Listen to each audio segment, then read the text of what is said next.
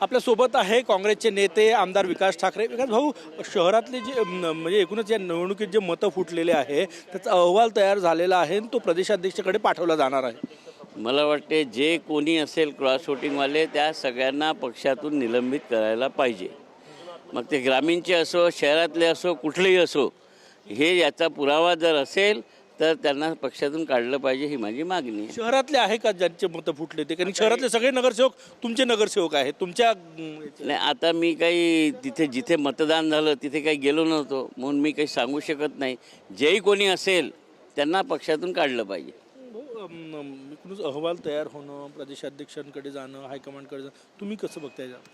नाही, अहवाल तयार होण्याचे मला असं वाटतं की आता मागच्या विधान परिषदेच्या निवडणुकीमध्ये मतं फुटले होते तेव्हा काय तुम्ही, पण मला वाटतं की आता ह्या नागपूर शहरामध्ये महाविकास आघाडीचे 100च्या जवळपास मतं फुटली। याची पूर्ण प्रदेशाध्यक्षांनी आणि प्रदेश काँग्रेस कमिटीने शहनिशा करावी आणि जे लोक असतील ना त्यांच्यावर खरंच कारवाई करावी। नेत्यांवरही कारवाई व्हायला पाहिजे जे याच्या मागे। हो, त्या नेत्यांवरही व्हायला पाहिजे ना, जे याच्या मागे असेल त्या नेत्यांवरही कारवाई व्हायला पाहिजे। विश्वास नांगरे पाटील आज पदभार स्वीकारतायत। त्यांचं जे वक्तव्य होतं हिंदू संमेलनाचं त्यानंतर हा विषय चर्चेत आहे। त्यांचं ते वक्तव्य हिंदू संमेलनाच्या त्या कार्यक्रमामध्ये होता। आता त्यांची भूमिका नागपूर शहराचे आयुक्त म्हणून आहे। त्या वक्तव्याप्रमाणेच त्यांचं कर्तव्य इथं असेल तर त्याच्यावर ऑब्जेक्शन राहील। जर ते निष्पक्ष काम करतील तर मला वाटते ऑब्जेक्शन घेण्याची काही आम्हाला गरज नाही।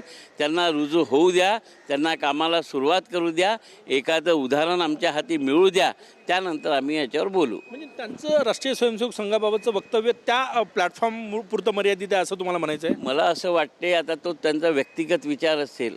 अधिकारीसुद्धा हा कोणता विचारधारेचा आहे हे त्याला स्वतःला ठरवावं लागते त्याला, कारण की व्यक्ती स्वातंत्र्य आहे त्याचं। ते आता त्यांना काय वाटत होतं त्यावेळेस कामुळे बोलले याचं मला काय माहीत, परंतु ते नागपूरचे पोलीस आयुक्त म्हणून त्यांची भूमिका निष्पक्ष राहिली पाहिजे, सर्व लोकांना न्याय देणारी राहिली पाहिजे, कोणाचाही बचाव करणारी नसणारी पाहिजे। आणि जर त्यांनी तशी केली तर त्यावर उत्तर देण्यासाठी विरोधक आहे, परंतु त्यांना रुजू होऊ द्यावं लागेल, त्यांचं काम पाहावं लागेल आणि त्यानंतर आम्हाला हा निर्णय घ्यावा लागेल। शहराध्यक्षांनी म्हटलं की ते मला अर्बन नक्सल ठरवतील आणि माझा एन्काउंटर करतील आणि ते त्यांचं स्वतःचं मत आहे, परंतु आमचे शहराध्यक्ष हे इन्काउंटर करण्या इतके थोडी ना, त्यांचं कशाला बिचार त्याचं इन्काउंटर करेल?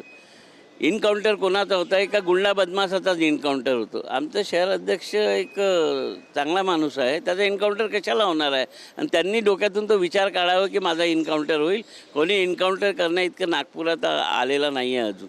खूप खूप धन्यवाद। कॅमेरामॅन सचिन सयामसह गजानन उमाटे, TV9 मराठी, नागपूर।